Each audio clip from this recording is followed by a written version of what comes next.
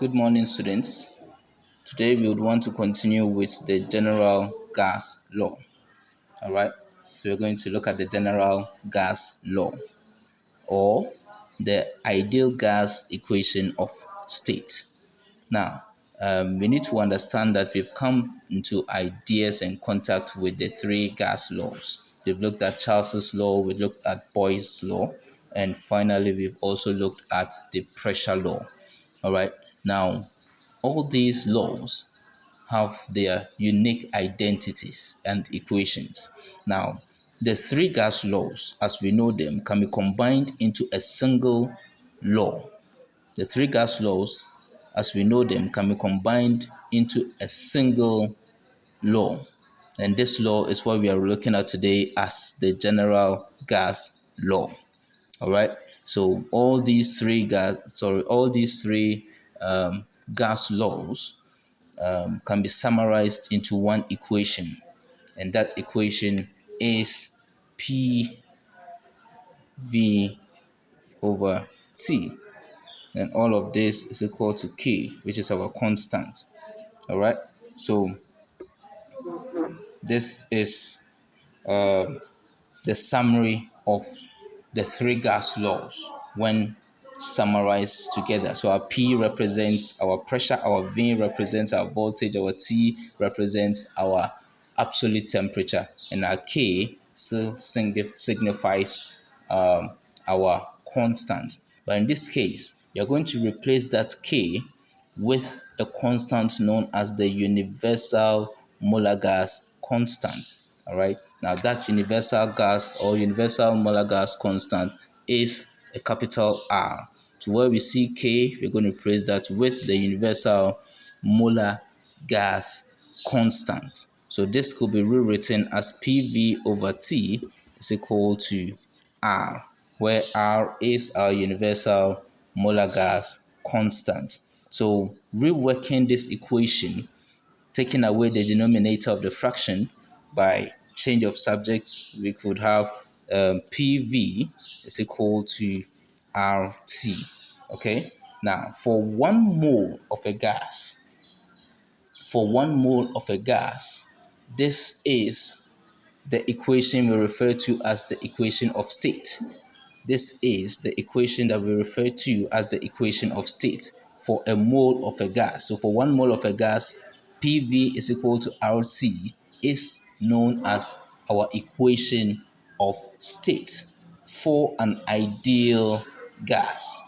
Okay, so when they ask to state the number of states, the equation of state, or give the equation of state for an ideal gas of 1 mole. All right. If it's 1 mole of a gas, then PV is equal to RT. But where the number of moles is defined, say you have n number of moles to be defined to you, then your equation of state becomes PV is equal to that nRT. Okay. PV is equal to nRT.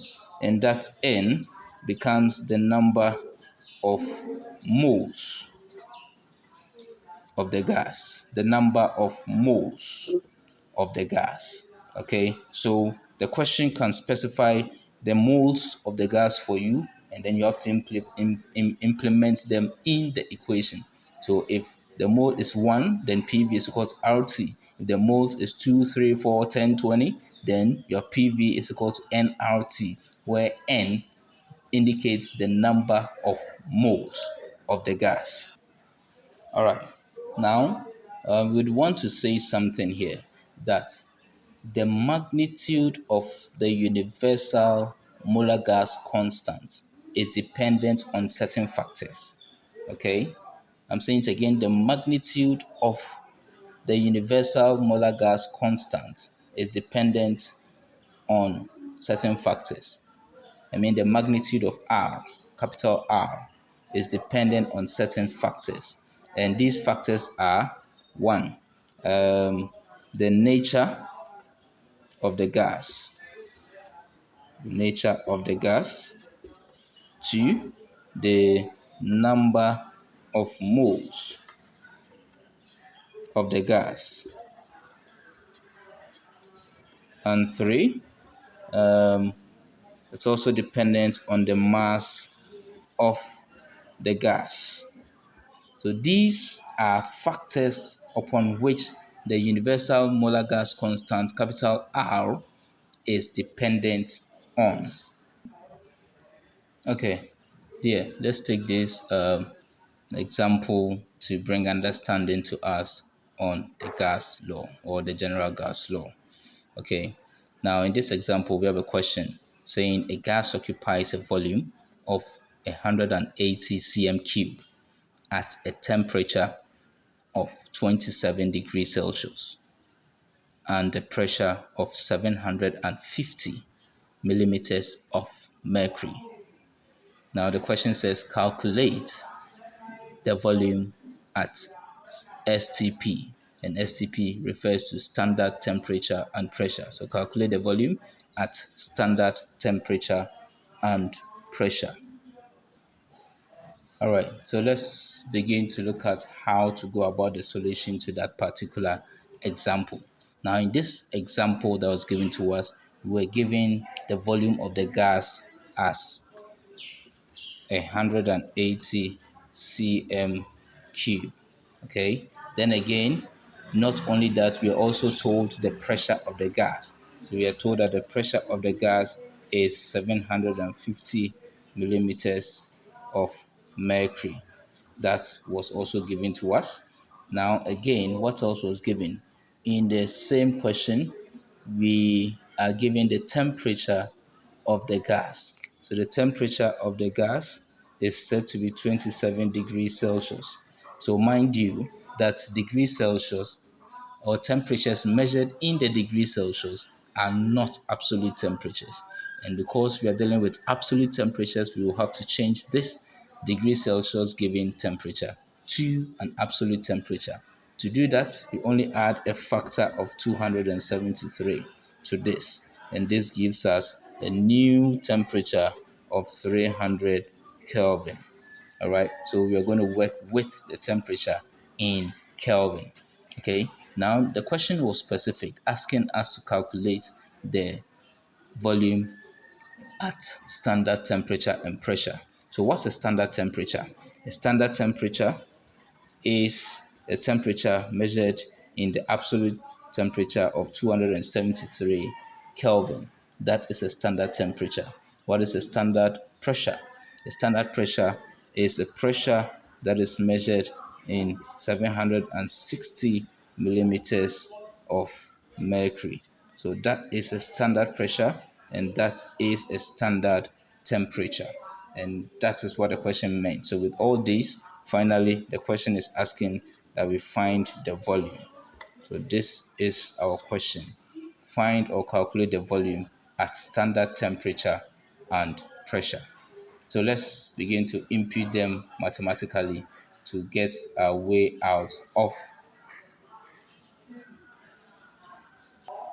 All right, so now let's begin with our calculation. So here now we have P1V1 over T1 being equal to P2V2 over T2. Okay, so we're asked to find the new volume, V2. So we had to make V2 the subject. And when you make V2 the subject of the equation, you end up having P1V1 times T2 all divided by P2T1. Yeah. So if you input all of these values rightly as we have looked at, then our V2 should have a right calculated value of 161.64 cm cube. So do the calculation right and confirm the answer for me. Thank you so much. Okay, so now let's proceed the lesson with looking at the van der Waals equation for real gases. The van der Waals equation for real gases. Now there's this physicist called Johannes van der Waals. Okay, so Johannes van der Waals realized the limitation of the ideal gas law and proposed an equation that accounts for the behavior of real gases. And there are two deviations from the ideal gas situation. Number one, in a real gas, the molecules have finite volume, which cannot be ignored.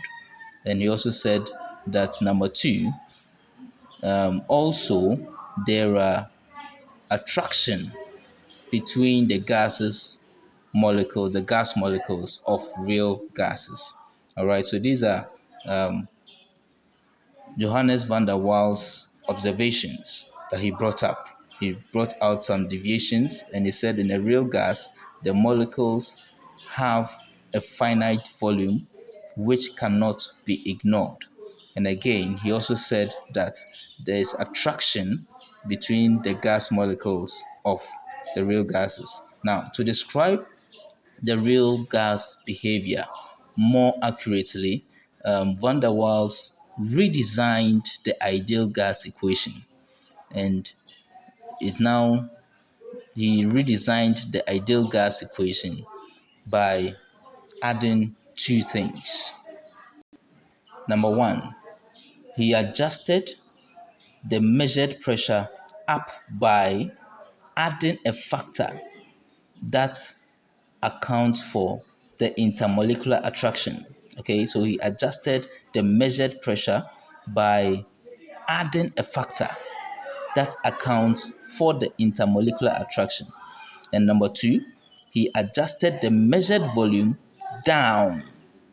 So the pressure was measured up, but the volume was measured down. So he adjusted the measured volume down by subtracting a factor from the entire container volume that accounts for the finite volume of the gas molecules. So let me write this down. So just as in ideal gas, we said that PV is equal to RT, okay? And we called this the equation of state. With van der Waals equation, with the pressure, he added up a factor of A over V squared, okay? And then with the volume, he subtracted away from by a factor.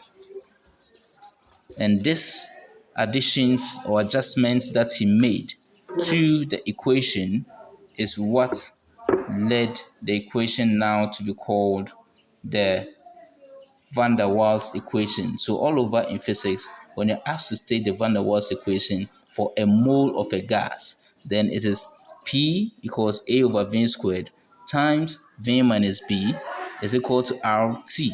Okay, let me rewrite this well. Is equal to RT for a mole of gas. So where you have a number of moles of gas, then we are dealing with P plus A over V squared times V minus B is equal to nRT, where there is n number of moles to the gas.